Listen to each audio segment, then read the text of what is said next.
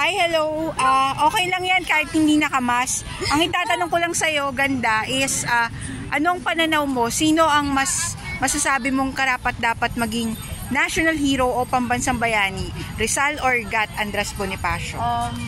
For me po si Bonifacio po talaga. Kasi parang pinakita niya po yung lakas ng mga Pilipino. Kaya mas pinili po nila yung revolusyonaryo.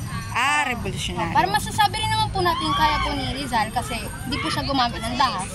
Pero parang mas lalamang po sa ng Pilipino yung parang pinakita po yung kalakasan na kaya po natin ipakita. Sinasabi mo revolutionaryong puwersa.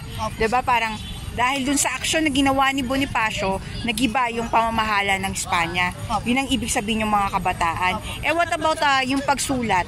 Yung pagsulat ni Rizal ng kung sa El Filibusterismo, di ba? Kundi dahil sa Noli at El Pili, hindi tayo mamumulat. Pero para sa'yo kasi mas matimbang yung revolusyonaryo. Actually, hindi, pwedeng pantay lang din naman po sila. Kasi po, kay Rizal po, hindi po siya gumamit ng dahas. So, parang mas ginamitan niya po ng peace. Kumbaga, ayaw niya po ng gulo.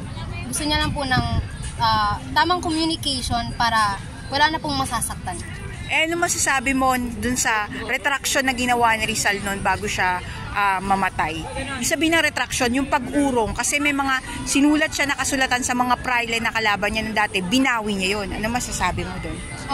Parang mas makabuti po sana kung tinuloy niya po yun. Yung paninindigan. Opo. O sige, salamat dahil buo naman yung statement mo, makakatulong yung mga sinabi mo para sa mga kabataan gaya mo. Salamat girl, anong pangalan?